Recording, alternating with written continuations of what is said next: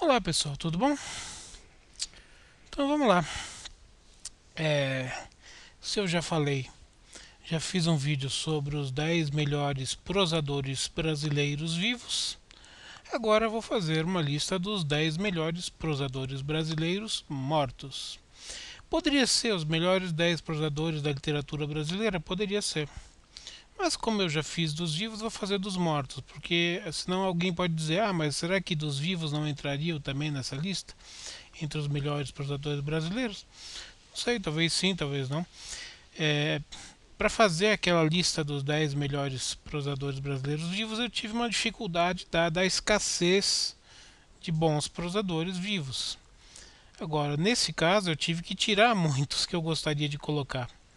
Então, eu vou fazer a lista dos 10 prosadores brasileiros mortos e vou fazer uma lista paralela no final de alguns autores que poderiam entrar nessa lista e vou dizer por que eles não entraram nessa lista. Então, é uma menção honrosa e alguns são escritores de uma temática especial. Por exemplo, alguns são mais relacionados com crônicas, com peças de teatro, enfim. Então eu preferi não colocar na relação dos prosadores, embora faça parte da prosa, mas enfim, é, não importa, vai ser assim. Então, mesmo esquema, vou dizer o nome e vou dar o nome de uma obra, vou dar o nome de uma obra que represente a obra total. Não está em ordem de nada, está em ordem do que eu fui lembrando e colocando, tá certo?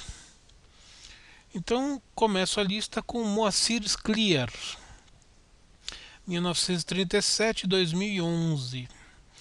Ele é um escritor, o Moacir Scliar, que ele morreu recentemente, né, 2011. Então é um escritor que talvez vocês não conheçam muito, porque pelo fato de ser um escritor contemporâneo, assim, provavelmente não deve ter livros que são livros dele estudados na época do colégio, né? Porque o pessoal das escolas, pelo menos na época que eu estudei e até onde eu sei, mesmo nos cursos de hoje, eles priorizam coisas do passado, né? Basicamente até modernismo, do modernismo para baixo, né? De autores contemporâneos, dificilmente eles colocam. Quando eles colocam autores contemporâneos, eles vão puxar um português, um moçambicano, um angolano, algum escritor de língua portuguesa de outro país. Dificilmente entra algum brasileiro, às vezes entra, mas é muito raro. Bom, enfim, eu selecionei aqui, a obra dele é gigantesca. Ele tem mais de 70 livros, escreveu muito. É, eu selecionei, já fiz a resenha de um livro dele no canal, chamado o Centauro, Um Centauro no Jardim, que é um livro muito bom. Mas eu coloquei aqui para simbolizar a obra dele um livro chamado Na Noite do Ventre, o Diamante. É um livro de 2005. Eu acho inclusive um livro melhor do que o Centauro no Jardim. É que quando eu fiz a resenha do Centauro no Jardim não tinha lido esse livro ainda. A obra dele é muito boa, tem muitos livros interessantes. Eu poderia dizer também a mulher que escreveu a Bíblia, muito divertido. Enfim, o que se trata essa Noite do Ventre Diamante?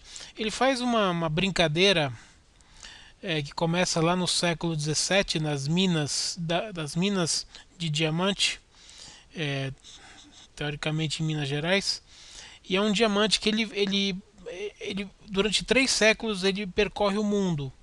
Então, personagens fictícios carregando esse diamante acabam interagindo com personagens reais. Então, interage com o Padre Vieira, que está aqui no Brasil no século XVII, interage com o Spinoza, famoso filósofo holandês de origem portuguesa, o Trotsky na Revolução Russa, enfim, ele encontra vários personagens aí reais e esse diamante é uma saga, né? É um livro contado com muito bom humor, como quase tudo do Moacir Clear, e é um romance maravilhosamente bem escrito. Então merece simbolizar a obra dele. Talvez muitas pessoas na lista dos 10 mais do romance dos prosadores brasileiros não colocasse o Moacir Clear, mas quem está fazendo a lista sou eu e eu quis colocar. Segundo nome, Machado de Assis. Bom, esse aí está em todas as listas, né, dos melhores prosadores brasileiros de todos os tempos.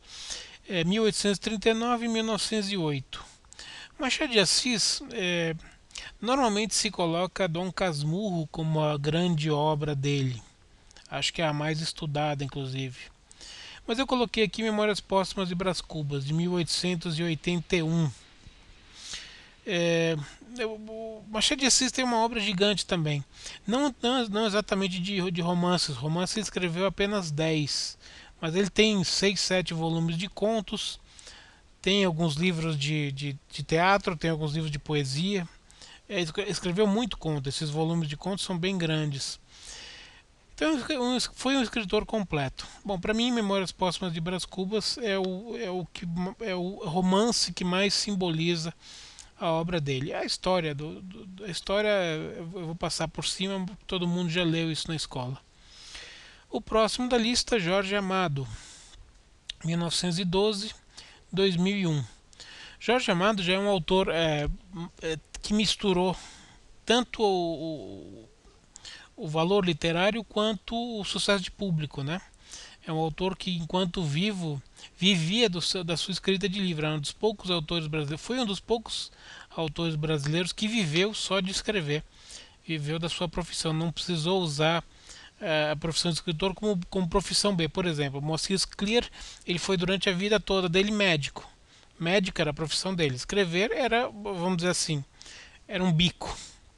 Apesar de ele ter escrito mais de 70 livros, era um bico. Não era disso que ele vivia.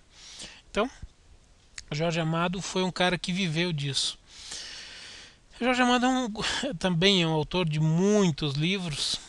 E eu selecionei aqui uma obra que eu já fiz resenha no canal. Se vocês procurarem, vocês vão achar. Chamada Os Velhos Marinheiros ou O Capitão de Longo Curso, de 1961. Essa obra ela é muito significativa no trabalho da produção do Jorge Amado, porque nessa época ele já estava se despregando da ideologia comunista que marcou os seus primeiros romances, né? Os primeiros romances do Jorge Amado eram praticamente panfletagem comunista. Ouso dizer que chatos pra cacete, inclusive. Jubiabá é um deles, por exemplo. Terrivelmente chato. Mar Morto também é dessa época, mas já é um pouco melhor. Capitães da Areia também já é dessa fase militante, mas você ainda aproveita alguma coisa. Mas esse Os Velhos Marinheiros é um romance acabado, perfeito. Então eu indico sempre, se você quiser ler Jorge Amado, comece por esse livro, não pelos romances militantes. Depois, se você não tiver nada para fazer da vida, você lê esses romances militantes dele. Os Velhos Marinheiros conta a história de um velho capitão que desembarca ali numa cidadezinha periférica de Salvador chamada Periperi. E ele vai começar a contar as histórias. Ele começa a contar as histórias dele pelo mar. O que é um capitão de longo curso? É um capitão de vasta experiência, um capitão que já percorreu os mares, os 7 mares, vamos dizer assim. A expressão meio batida, mas é um capitão de muita experiência, né, que consegue conduzir navios pelo rio, pelo mar, por todos os caminhos possíveis. E ele desperta muita curiosidade nesse local, nesse lugarejo, porque muita gente desconfia que é mentira dele, que ele nunca foi capitão coisa nenhuma e que ele está contando um monte de história. Então o romance é muito divertido e muito interessante, vale a pena ler. O próximo nome da lista também é um nome que vai estar sempre em todas as listas, chamado Clarice Lispector, 1920-1977. Eu selecionei como representante da obra dela A Hora da Estrela, de 1977. Muitos colocariam A Paixão Segundo GH. Ok. Clarice Lispector é uma das minhas autoras favoritas? Não. Eu não acho assim, a prosa dela é muito interessante, muito diferente, é um estilo próprio dela. É- Ela é uma grande prosadora, é por isso que eu coloquei na relação. Então, evidentemente que ela merece estar nessa relação, mas não é das minhas autoras favoritas. Assim, os romances, os livros dela, a prosa dela, eu acho um pouco depressiva, vamos dizer assim. E vocês vão dizer que realmente o estilo dela é esse mesmo. Não, tudo bem. Só que eu não trabalho com literatura, eu não leio literatura de maneira profissional. Eu leio literatura de maneira como lazer, como entretenimento que eu gosto. Então, obviamente que eu prefiro ler autores que me agradam mais nas minhas horas de leitura. Então, coloquei A Hora da Estrela. Não acho A Hora da Estrela um romance fenomenal. É, eu dei nota 8, se eu não me engano, de 0 a 10 na classificação que eu faço. É uma nota bem abaixo de outros romances. Por exemplo, Na Noite do Ventre, o Diamante, eu dei nota 10. Então é uma nota bem abaixo de um romance valendo 10 pontos, vamos dizer assim. Mas para mim é a novela que representa a obra dela. Então tá aí. Próximo da lista. Graciliano Ramos, 1892-1953. Esse é outro autor que também está em todas as relações dos melhores prosadores brasileiros de todos os tempos. Eu coloquei para simbolizar a obra dele Vidas Secas, de 1938. Graciliano Ramos teve poucos livros, na verdade. Ele publicou 5 romances, 2 livros de memória, se eu não me engano, e alguns crônicas e outras coisas, contos reunidos e coisas do tipo. Os 3 livros mais famosos, que mais importantes da obra dele, que simbolizam a grande tríade da literatura dele, são Angústia, Vidas Secas e São Bernardo. São as 3 grandes obras do Graciliano Ramos, e para mim Vidas Secas é a melhor delas, embora eu goste de todas. Vidas Secas para mim é um dos melhores romances da literatura brasileira. Acho que meio que dispensa comentários, né? A história do Fabiano, que vem com uma família de retirantes que está tentando fugir da seca. Então conta a história deles, as agruras do caminho, do percurso e tudo mais. E tem a famosíssima cachorra baleia, né? Então é um livro essencial e um autor essencial. O próximo da lista Guimarães Rosa, 1908-1967. Guimarães Rosa também sempre está na relação. Sempre está na relação dos melhores autores, melhores prosadores da literatura brasileira.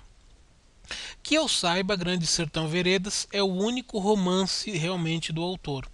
É o de 1956, então foi o romance que eu coloquei aqui para simbolizar a obra dele. Todo o resto da obra dele, que é pequena, é formada por contos. Até onde eu sei, não tem mais nenhum romance. Inclusive, por ser o Grande Sertão Veredas, por ser um romance que tem uma linguagem toda própria, ele inventou muitas palavras, tem muitos neologismos, é muito característico dele, é muito original, é um romance muito original, é uma linguagem muito original. Eu indico que, se você for começar a ler Guimarães Rosa, não comece por Grande Sertão Veredas. Comece por Sagarana ou Primeiras Histórias, que são 2 volumes de contos dele. Aí você já meio que vai entrar na escrita dele, no estilo dele. E aí você vai ter um caminho mais fácil para poder ler Grande Sertão Veredas. Que não é um livro fácil de ler, pelo menos à primeira vista, na primeira leitura, mas é um investimento que vale a pena. O próximo autor aqui, Érico Veríssimo, 1905-1975. Érico Veríssimo foi um autor que escreveu vários romances, acho que uns 10. Escreveu muitos livros infantis, inclusive um deles eu li na época da escola, da pré-escola. Chamava-se O Urso com Música na Barriga. É muito divertido, mas evidentemente que é um romance infantil, né? Mas é de criança que se aprende a ler ou se toma gosto pela leitura. Bom, evidentemente que a obra prima do Érico Veríssimo é O Tempo e o Vento, que foi escrito entre 1949 e 1961. Ele é formado por três partes: tem o arquipélago, o continente, retrato e arquipélago. São três partes. E conta basicamente o que? Conta em forma de romance, conta a história da civilização brasileira, vamos dizer, a história da formação do Brasil. Então começa em 1745 e vai até 1945, que é na época do Estado Novo, do Vargas. Então ele compreende aí 200 anos de Brasil. Então é evidente que vai mostrar, ele é um escritor gaúcho, então vai mostrar o povoamento do Rio Grande do Sul, a relação de algumas famílias, são 4 famílias, as duas mais famosas são Terra e Cambará. Então a relação dessas famílias com tudo que se passa ao redor, desde a povoação, a colonização jesuítica do século XVIII, até chegar aos eventos ali do regime Vargas. Então, evidentemente que são muitas páginas para ler. Realmente é uma história do Brasil contada em maneira de romance. É um trabalho monumental, né? É um trabalho de muito valor. E para quem não conhece esse livro, quando a gente está na escola, muitas vezes, quando a gente não está exatamente na idade de compreender esse livro, a gente está meio que na pré-escola, ainda não está lendo os livros considerados sérios. Existem pequenos livros que são trechos desse livro, que são trechos retirados desse livro, que eles montam pequenos livros que é para virar infanto-juvenil, porque são histórias muito simples. Por exemplo, vou dar o nome de duas que eu li na época da escola: Ana Terra e Um Certo Capitão Rodrigo. Nós lemos como livros isolados. Quando a gente leu, a gente não sabia que esses trechos faziam parte da obra O Tempo e o Vento.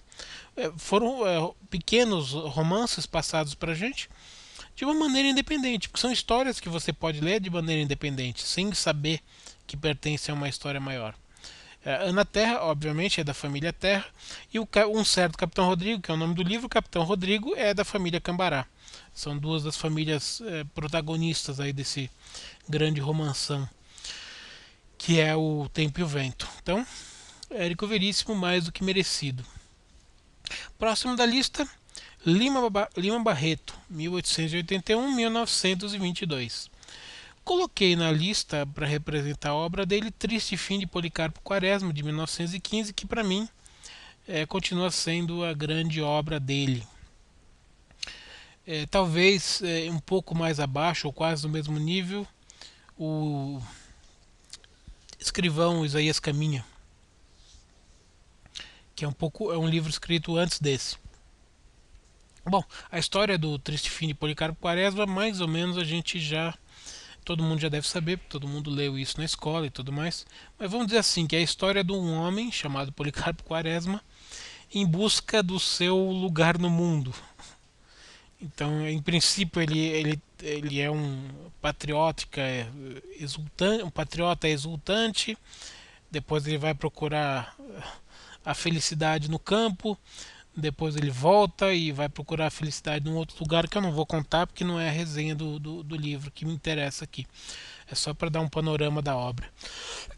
Lima Barreto escreveu poucos romances, ele teve uma vida muito problemática, entrava e saía de sanatórios, ele bebia demais, tinha problemas sociais, que ele era negro, naquela época ainda tinha racismo e tudo mais. Enfim, próximo da lista, José Lins do Rego, 1901-1957. Coloquei como livro fundamental da obra dele Fogo Morto, de 1943. Fogo Morto também é um livro que eu já fiz resenha no canal. Fogo Morto é um dos livros precursores dentro do modernismo da linha regionalista do Nordeste, juntamente com o 15, por exemplo, da Raquel de Queiroz. Não é exatamente o romance que deu o start, né? Historicamente não é o romance que iniciou essa fase regionalista do modernismo. O romance que iniciou é A Bagaceira, não é o Fogo Morto, mas o Fogo Morto foi um dos primeiros lançados logo em seguida. E para mim é a melhor obra do José Lins do Rego e representa uma fase do Nordeste muito interessante e muito forte. Raquel de Queiroz não está nessa lista, eu preferi o José Lins do Rego, que a obra dele é maior e mais vasta e eu acho que mais importante até do que a da Raquel. Mas o 15 da Raquel de Queiroz é fantástico. Provavelmente o 15 vai estar na minha lista dos 10 melhores romances brasileiros de todos os tempos, assim como o Fogo Morto deve estar também. Do que se trata Fogo Morto? É a história de um engenho de açúcar. Fogo Morto é o nome que se dá a um engenho que já não produz mais. Então é um fogo morto, é um fogo apagado. E, bom, enfim, é uma história que se passa evidentemente no Nordeste. O próximo da lista pode gerar muita controvérsia e muita surpresa, porque é um cara que poucos de vocês ouviram falar. Então o nome dele é Murilo Rubião, 1916-1991. É difícil você colocar uma obra dele aqui. Eu coloquei o Pirotécnico Zacarias, que foi um livro de contos lançado em 1974. Mas é difícil você colocar uma obra dele aqui porque ele não tem romance. Ele só tem contos. Saiu recentemente, pela Companhia das Letras, um volume com a obra completa do Rubião. É um livro de 300 páginas com 30 e poucos contos. Toda a obra completa dele tem 300 páginas, 300, 400 páginas. Então é uma obra bastante curta e formada basicamente por contos, não tem nenhum romance. Aí você vai me perguntar, então por que você colocou na relação dos 10 melhores prosadores brasileiros de todos os tempos? Por um motivo muito simples. Ele é, na literatura brasileira, o precursor do realismo fantástico. Realismo fantástico ou realismo mágico. São dois nomes para o mesmo estilo de prosa. Que é nada mais nada menos por você misturar fatos reais com situações fantásticas, situações que não seriam normais do dia a dia. Que seria. Como é que eu vou explicar isso direito? Você mistura fantasia com realidade dentro da prosa, vamos dizer assim. Nós temos vários exemplos na literatura mundial. Você tem o Gabriel Garcia Marques, principalmente nos 100 Anos de Solidão. Você tem o cacete, agora esqueci o nome. O Julio Cortázar, também contista argentino, também com seus contos sempre tem do realismo fantástico. Você tem o Ítalo Calvino, que é um cubano criado na Itália. Toda a sua obra também está dentro do realismo fantástico. Enfim, você tem muitos aí. E no Brasil, o Moacir Scliar tem alguns livros, alguns contos também dentro do realismo fantástico. E o J. J. Veiga também. São dois autores excelentes. O Moacir Scliar está na lista, já falei dele. O J. J. Veiga não está na lista, porque não cabe, só dava para colocar 10. Então eu coloquei o Murilo Rubião, porque o Murilo Rubião foi o cara que influenciou os outros escritores brasileiros do realismo fantástico. Então, pelo pioneirismo e pelos seus contos, que são maravilhosos, ele merece essa posição. E mais um detalhe, além do realismo fantástico, os contos dele são divertidíssimos. Você vai morrer de rir se você compre esse volume. É um volume da Companhia das Letras, foi lançado recentemente, deve ter uns 2, 3 anos no máximo. É um livro de 300, 400 páginas e que tem toda a obra dele. São contos curtos, para você ter uma ideia. São 30 e poucos contos num livro de 300 e poucas páginas. Então, no máximo 10 páginas por conto na média. Então, vale muito a pena. Para quem gosta de literatura e para quem gosta de realismo fantástico e para quem gosta de se divertir.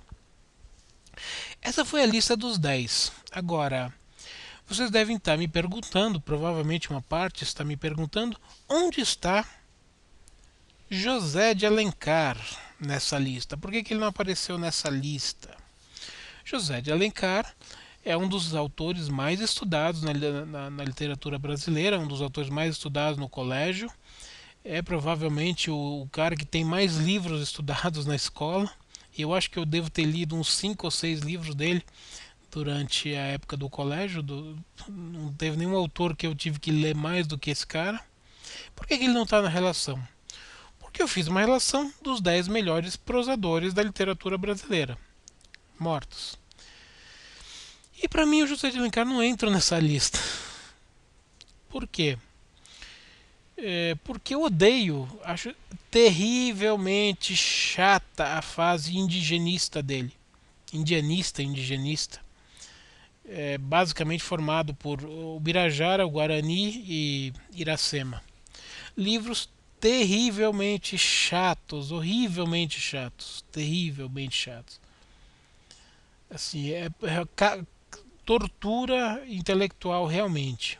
Livros que, assim, eu não consigo ler até hoje, eu não tenho vontade de ler esses livros de novo.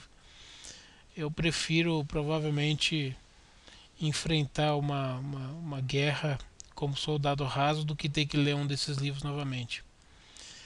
Embora José de Alencar tenha alguns livros muito interessantes. Por exemplo, Senhora, que é da fase urbana dele, que conta a história de Aurélio e Fernando Seixas. É um romance romântico, vamos dizer assim. Muito interessante, muito divertido. Esse é um romance muito bom.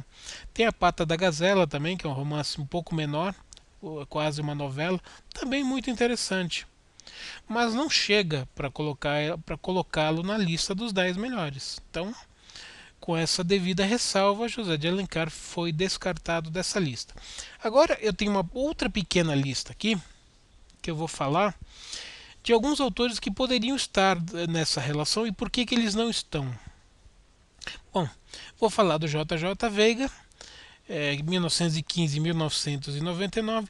Por que o J. J. Veiga não está na lista? Porque não cabe naquela lista. Mas o J. J. Veiga segue a mesma linha do Murilo Rubião, com a diferença que ele tem muito mais produção.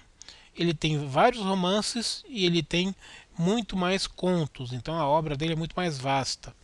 Eu não marquei nenhum livro aqui para simbolizar a obra dele, mas eu indicaria A Hora dos Ruminantes, que é um romance muito interessante, e Sombra de Reis Barbudos, também é um romance muito interessante, ambos naquele esquema do realismo fantástico. Tem um livro de contos chamado A Máquina Extraviada também, que é muito interessante. Inclusive, A Máquina Extraviada é um conto desse volume de contos. Então, tem Cavalinhos de Platiplano, enfim, tem bastante coisa aí. A Casca da Serpente. A obra dele é bem maior que a do Murilo Rubião, vale a pena. O próximo da lista, dessa lista paralela aqui, Ariano Suassuna, 1927-2014. Ariano Suassuna, por que eu não coloquei nessa lista? Bom, Ariano Suassuna só tem um romance, que é o Romance da Pedra do Reino, que é um romance maravilhoso, mas ele só tem um romance. O resto da produção dele abrange as outras áreas, principalmente a área dos autos, né, como o famoso Auto da Compadecida, que virou filme, minissérie, ou sei lá o que, alguma coisa do tipo aí. Eu não assisti, mas enfim, ele tem vários autos, que são peças de teatro, né, na verdade. Então não são romances, apesar há quem coloque junto com prosa, mas prosa não é teatro. Teatro é uma outra linguagem que não tem nada a ver com a prosa, mas ok. Mas é um autor, sem dúvida, de grande relevo na literatura brasileira, então teve o seu nome lembrado aqui. Mais um que também tem o seu nome lembrado aqui, Manuel Antônio de Almeida, 1831-1861. Por que ele está aqui e não está na lista dos 10? Porque eu só li e só conheço um livro dele, que é Memórias de um Sargento de Milícias, que é um livro muito divertido, muito bom, mas eu só conheço esse livro dele. Eu não sei se ele tem outros livros.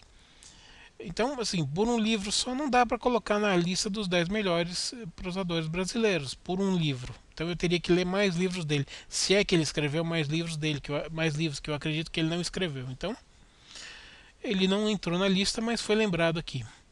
Lúcio Cardoso, 1911 e 1968. Esse cara escreveu muito pouco também, mas basicamente a obra dele ficou famosa, ficou conhecida através da obra-prima dele chamada é, como é que é o nome do livro agora? Da Casa Abandonada. Caramba, como é que é o nome do livro? Não sei o que da Casa Abandonada. Pera só um minutinho que eu já acho aqui. Se a gente vai ficando velho, vai ficando esclerosado, é uma desgraça. Eu já acho aqui que isso aqui é assim. Crônica da Casa Assassinada, 1859. Crônica da Casa Assassinada. É um romance grosso, difícil de achar. Eu achei em sebo alguns anos atrás. Não, e não foi em sebo aqui na minha cidade. Eu tive que comprar pela estante virtual, porque não tinha nos sebos aqui de São Paulo. Então, basicamente, ele tem esse livro, que é um livro fantástico, mas, de novo, é um cara de um romance só. Eu não li o resto da obra dele. Eu não sei se o resto da obra dele, que é pequena, é suficientemente boa para colocá-lo na lista dos 10. Então, ele ficou como menção honrosa. O próximo, Nelson Rodrigues, 1912-1980. Bom, o Nelson Rodrigues não é um escritor de romance, não é um escritor de prosa. Ele basicamente é um escritor de crônicas, muitas crônicas. Tem um volume, saiu o volume de crônicas completas dele. Se eu não me engano, pela Nova Fronteira. Eu tenho o volume, mas eu não sei qual é a editora. É um negócio grande assim, em 3 volumes. É um box em 3 volumes. Só de crônicas dele. E ele basicamente se fez a sua fama também no teatro, é autor de muitas peças. Então, como dramaturgo, ele é um dos melhores do Brasil. Agora, ele não é um prosador, então, mas como ele escreveu muita crônica, ele pode entrar também nessa categoria. Então, ele ficou com uma menção honrosa. O próximo da lista, também com menção honrosa, Zé Rodrigues. Esse pouca gente conhece, né? Zé Rodrigues, bom, 1947-2009. Zé Rodrigues chegou a ser parceiro de música do Sai Guarabira, aquela dupla, sabe? Sai Guarabira. Então, tem algumas músicas que é Sai Guarabira e Rodrigues. Ele chegou a fazer parte. Bom, ele foi publicitário, ele foi músico, ele fez jingles, foi escritor, foi um monte de coisa. Por que ele está nessa lista? Bom, eu tenho todos os livros dele, mas os livros dele se constituem em 4, até onde eu sei. É um livro, é um romance, né? Que agora não lembro o nome, não lembro o nome agora, não é importante, mas ele está aqui exatamente pela trilogia do Templo. A trilogia do Templo é uma trilogia, obviamente, formada por 3 volumes que mostra a destruição e a reconstrução do Templo de Jerusalém através de uma linguagem ficcional e simbólica. Então, para algumas pessoas que talvez vão me entender, esse romance, formado por 3 partes, tem um significado muito grande. São livros difíceis de achar. O primeiro volume foi fácil de achar, porque tinha dava para comprar em loja virtual e tudo mais. O segundo e o terceiro eu tive que caçar em sebo.